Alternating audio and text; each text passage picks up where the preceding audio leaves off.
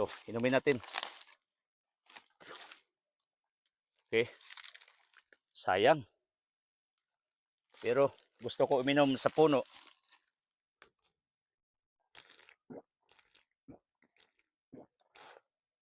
Ang sarap.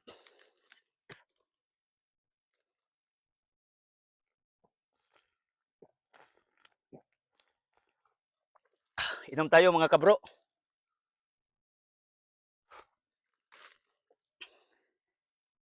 Alam ko hindi nyo naranasan ng ganito sa buhay nyo. In the first place, wala naman kayong tinanim. Yung nakamansa, itong bunot. Pero yung duga, hindi. So, ganito.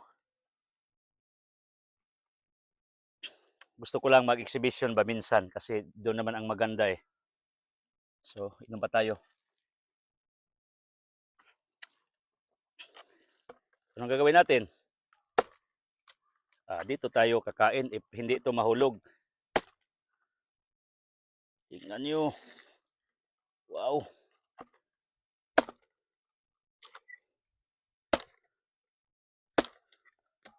Hirap.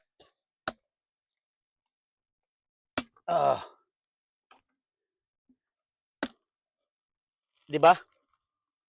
Ang dali lang sana kakain dito at iinom. Pero anong ginawa ko? Pinahirapan kong sarili ko. Kasi totoo naman yan eh. Ang buhay ay ordinaryo lang, simple lang. Pero marami sa inyo gustong gawing komplikado. Ano bang nangyari sa sundang nito? Kasi kang Gerard to eh. Okay. Ito na. Okay. Iyaan mo na lang. Kasi gusto ko magmukbang dito sa puno. Ang sarap. Kita nyo?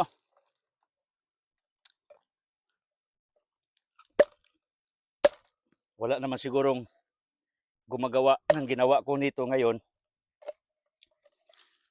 na hindi ko kinuha yung bunga kasi gusto ko kainin dito sa puno. For the first time, sinubukan ko ng uminom sa puno. Tingnan nyo. Fresh. Kasi magnanakaw ko noon, alam ko anong gagawin. Gawa tayo ng kutsara. Ito lang. Pag madiskarte ka sa buhay, magtagumpay.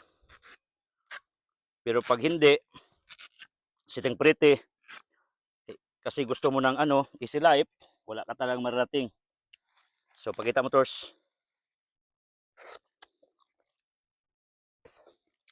Ang sarap. Tingnan mo.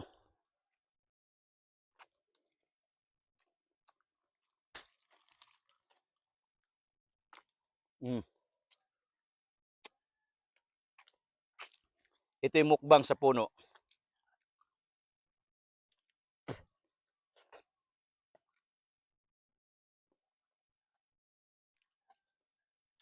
Presko. Masarap. Wow.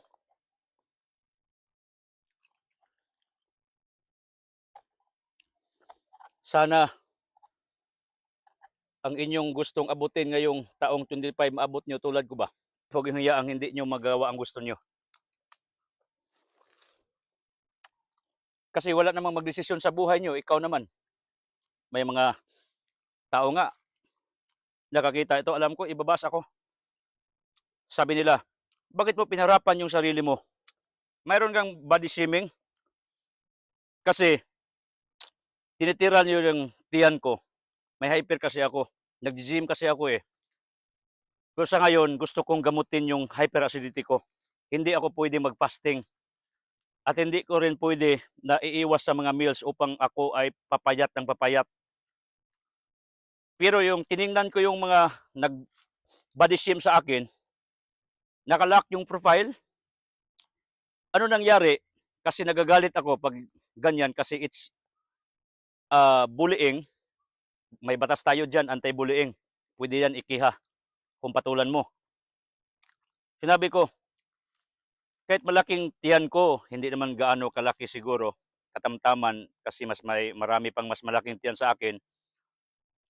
Yung pugi naman, guwapo naman. Sigurado ikaw pangit ka kasi nagtatago ka sa Facebook mo. Kasi may mga tao talagang hindi mo naman inaano pero bibirahan ka talaga. Banatan ka. I-public shaming ka. Kaya sa ginawa ko ito, alam ko, ibabas ko ninyo. Pero, my point goes this way. Ayaw lagi pabuot ng silingan ninyo, maniwala ka. Inggit na sila nimo. Ginawa ko to kasi today is my 3rd anniversary, mansary rather, of being a content creator or vlogger. Ikatlo ng buwan. Since October 3, si Tura yung unang nag-shoot sa akin yung videographer ko. Naalala mo, Mators? Doon sa baba. Nagtanim tayo ng lubi. October 3 yun. Then, 3 days after, birthday ng anak ko, yung nasa Hibin, month of Rosary. From 2,300 na followers, ngayon I have more or less 23,000 na. Running to 23,000 after 3 months. Mayroon akong video na million. May nga nag-viral nga. Ang dami. Mayroong 700,000. Tag 100,000 and many more. Yung reach natin umabot na ng millions. Yun ang nangyari. So, ginawa ko to, wala akong pake. Anong sabihin ng mga bashers ko? Bakit pinirapan ko sarili ko? Kasi gusto kong ipahawatig sa inyo sa taong ito. Lamang at magtagumpay yung mga taong hindi nakikinig sa kanilang mga kapitbahay, yung mga taos kapaligiran. Pakinggan mong sarili mo. Sundin mong gusto mo. Hindi ang gusto ng iba. Live according to you, not according to your neighbors and their opinions. Kasi, at the end of the day, wala naman talagang mag-decide sa buhay mo, kundi ikaw lang. So, kahit pahirapan mo sarili mo, kung ginusto mo yun, kung yan ang paraan upang magtagumpay ka, then do it. Without considering the other people around you. Yan. So, anong gagawin natin? Kunin natin ito kasi wala na. Ubus na.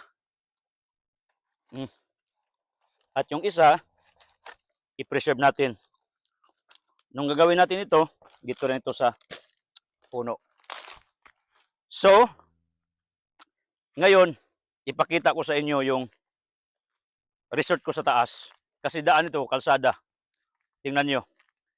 Papunta na rito ang ating operasyon sa cleaning kasi dalawa ng ating grass cutter may nagbigay, si Peregrina. Diyan, kalsada to, padong sa baba. Papunta doon sa compound namin sa baba. Meron kong kawayan dyan. May tubig dyan sa baba. Marami dyan kamote. Dyan.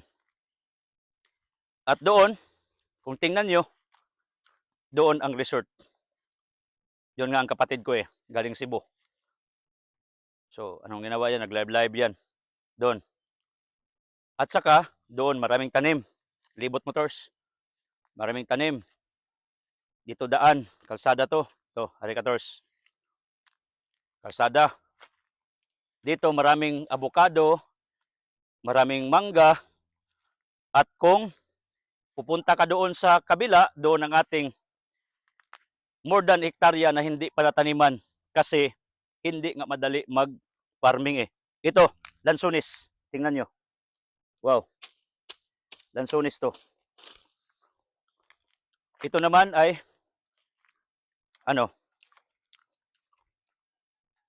mangga.